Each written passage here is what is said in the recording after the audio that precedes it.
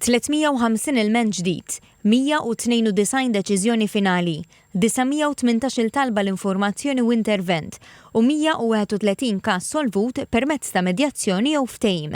Dan huma uħud miċ-ċifri rekord li markaw il-ħidma tal-Uffiċċju tal-Arbitru għas-Servizzi Finanzjarji matul l-2025.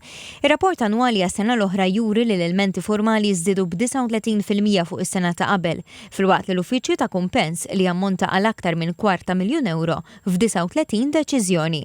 F'intervista ma' TVM News, iċ-Chairman tal-Bord ta' dan l-Uffiċċju, Jeffrey Bezzina, spjega li minkejja żieda fl-ilmenti mhux kull każ jispiċċa quddiem l-arbitru għaliex ħafna jiġu solvuti permezz ta' sistemi informali jew tal-medjazzjoni.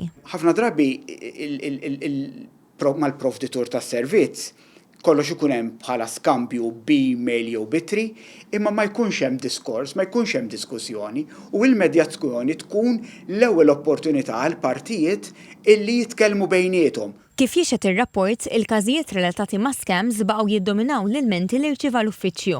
Dawn varjaw minn frodi b'messaġġi folozz li jidhru li ġejjin mill-banek sa scams aktar komplessi magħrufa bħala pig butchering, fejn il-vittmi jiġu manipulati fuq medda ta' żmien u jitilfu ammonti sostanzjali ta' flus. Il-vittma tibda tibgħat flus ftit lill-scammer, jew għal xi investiment jew jinnaf għal xi relazzjoni jew x'nafih. U l-ammont. Ħanejlek rajna range ta' ammonti.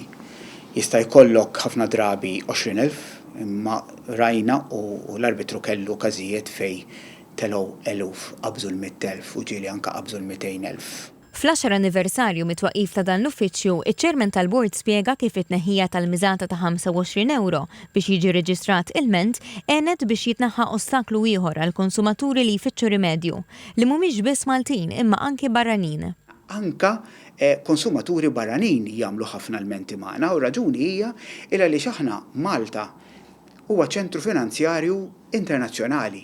Ħafna mill-entitajiet li huma liċenzjati għaw Malta mill-MFSA jipprovdu s-servizzi finanzjarji tagħhom fl-Ewropa u ħafna konsumaturi jixtru u jużaw il-prodotti ta' daw il-kumpaniji. Is-Sur Bezzina temm jisħaq li kull deċiżjoni li joħroġ l-uffiċċju li hija disponibbli u aċċessibbli online mhix biss soluzzjoni għal każ partikolari, iżda wkoll opportunità ta' tagħlim kemm għall konsumaturi kif ukoll għall fornituri tas-servizzi finanzjarji.